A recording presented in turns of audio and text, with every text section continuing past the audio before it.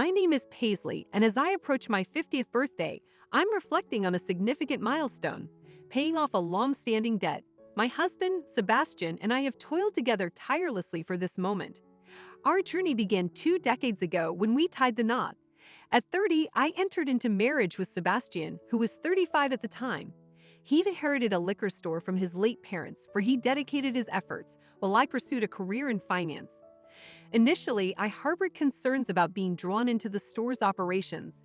Despite my successful career as a financial consultant, Sebastian assured me of his support for my professional aspirations. His encouragement solidified my decision to marry him. He was always by my side, a supportive partner with whom I envisioned building a life. Our marriage seemed harmonious until a year ago, when I stumbled upon a trove of papers hidden beneath our bed. Among them was a reminder for a significant debt, totaling $200,000. The revelation left me stunned and bewildered. Why had Sebastian concealed such a substantial financial burden from me? Confronting him, I learned that the debt was inherited from his parents and pertained to the liquor store. While Sebastian diligently made monthly payments, fluctuating sales sometimes posed challenges. Despite his efforts to negotiate payment delays during slow periods, a recent reminder letter signaled a looming crisis. Initially, Sebastian's explanations seemed reasonable, but I couldn't shake the feeling of unease. Delaying payments was a risky strategy, one that could have dire consequences. As we embark on the journey to settle this debt, I'm reminded of the importance of transparency and proactive financial management in marriage. The letter contained the words "final notification." I didn't inform you so you wouldn't freak out. Don't worry though, the business is on track, and we have not been evicted from the residence, correct?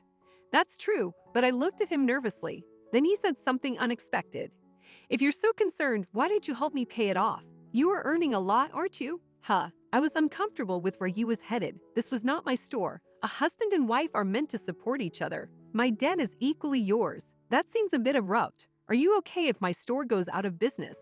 Many people would suffer if it disappeared, you know. I guess he was correct. His store has become a vital part of the neighborhood. It was in the suburbs, therefore there were few businesses or supermarkets nearby. He also sold fresh meals. Meat and fish were among the items offered, as well as home delivery. I went to the business several times, and it was always bustling. Some consumers expressed their gratitude for having it in their community. Please, honey, are we focused on keeping my business running? Please help me pay off my debts. I admired how he took his career seriously and dedicated himself.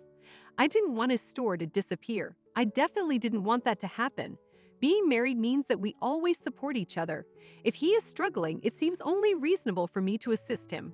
Okay, I'll pay you as much as I can each month from my wage. You may focus on managing the store. I could contribute monetarily, but only he could manage it. I was glad he relied on me beyond all else. However, it marked the start of a transformation in him. It has been around 3 years since I took on his debt.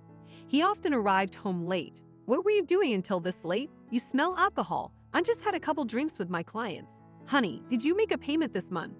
For some reason, he appeared condescending.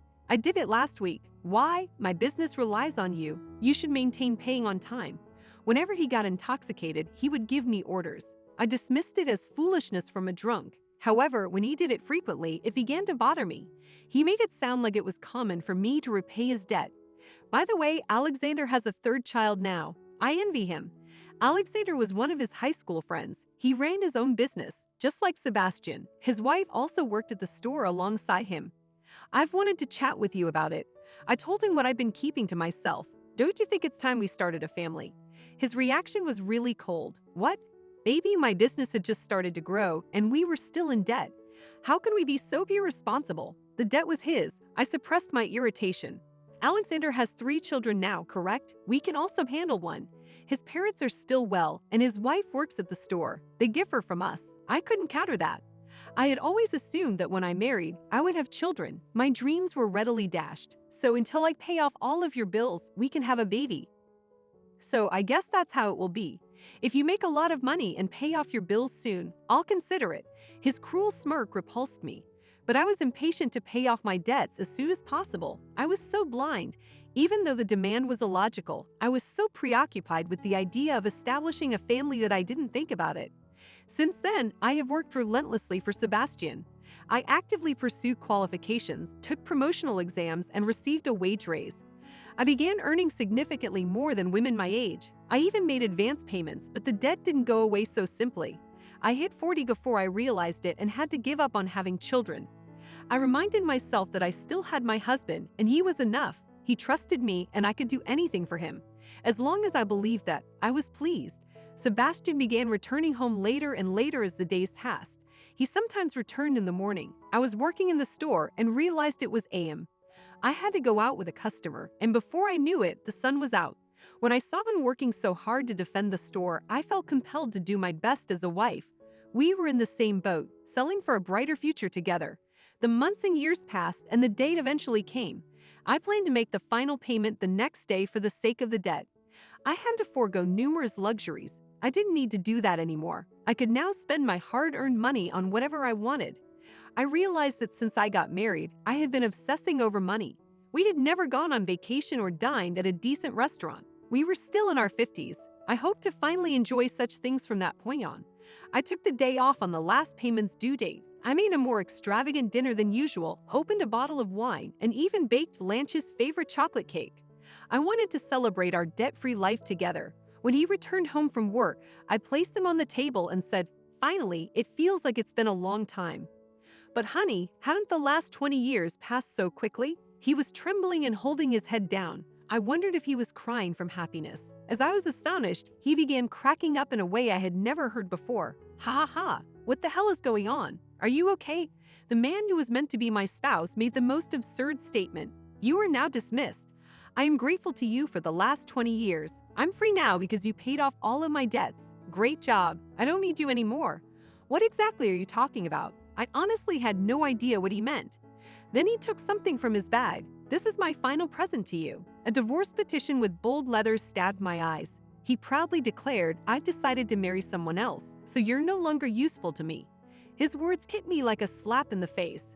"Thank you for being my cash dispenser up until now," I retorted, my heart sinking with the realization of his betrayal. "Are you getting remarried? Have you been cheating on me all along?" I demanded, my voice shaking with anger and hurt. As I reflected on our past, I remembered the countless nights he spent away from home, always returning late with flimsy excuses. Meanwhile, I toiled tirelessly to repay his debts, only to be met with his callous dismissal. "No way," he scoffed, his expression oozing with arrogance. "I will never be so unfaithful. I've already found my next potential wife. I want to divorce you and marry her." His words pierced through me like daggers, leaving me reeling with a mixture of disbelief and heartbreak. Tears welled up in my eyes as I struggled to comprehend the magnitude of his betrayal. "Get the hell out of here," I spat, my hands trembling with anger, as he handed me the divorce papers. "Okay, but you will not regret it," he replied callously, his disdain for me palpable. His cruel words stung, but I refused to let him see me break down. "No, I will not," he sneered, his contempt for me evident. "Why should I regret divorcing an old hag like you?" His insult only fueled my determination to move on without him. Gathering what little dignity I had left, I accepted the divorce papers and made preparations to leave. As I packed my belongings and walked out of our home, I couldn't help but wonder how our 20 years of marriage had unraveled so swiftly. Alone in my solitude, I finally allowed myself to succumb to the tears of emptiness and frustration that had been building inside me. But amidst the pain, I found a spark of resilience. Consulting my attorney, I requested a divorce agreement and had it sent to Sebastian, along with a report on his new bride-to-be.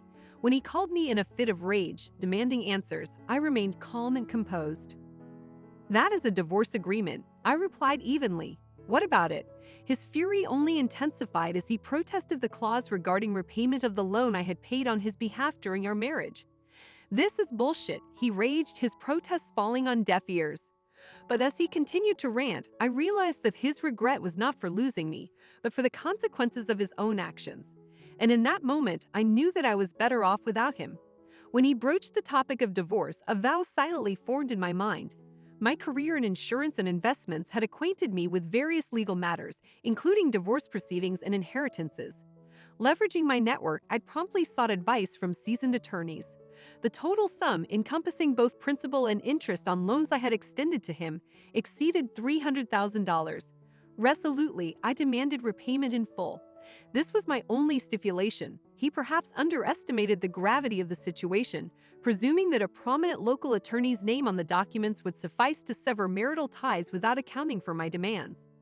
His pleas of financial constraint fell on deaf ears. "If you're financially strapped, consider liquidating the store," I suggested, met with protestations about loss of livelihood. "At 55, you're hardly too old to seek employment elsewhere," I countered, met with derision. Frustrated by our futile exchange, I was ready to terminate the call when a lingering query surfaced. "How's your prospective bride faring?" I inquired nonchalantly, met with a curt dismissal. "None of your concern," he snapped, prompting an involuntary chuckle from me. "Indeed, best of luck with that," I quipped, poised to end the conversation. Yet a sudden plea for reconciliation caught me off guard. "I've reconsidered. Let's give our marriage another chance," he implored, desperation tainting his voice. "Don't be absurd," I retorted sharply before disconnecting the call. "I want no part of you." Reflecting on our 2-decade union, I marveled at the absurdity of it all. I had once admired his work ethic and dedication to the store, believing in his potential. Now I saw him for what he truly was, a fool. His dalliance with a young university student, mistaking her just for sincerity, exposed his folly. Her rejection, followed by a restraining order at her family's behest, underscored the depths of his delusion. Reviewing the findings of the private investigation, I found ironic amusement in my prior naivety. His late nights, once assumed to be indicative of industriousness, revealed a darker truth. He frequented bars and strip clubs, shamelessly flirting with young women.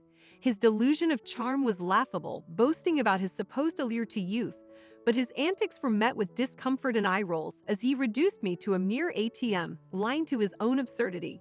Perhaps it would have been a relief if he had found a mistress, yet even that eluded him.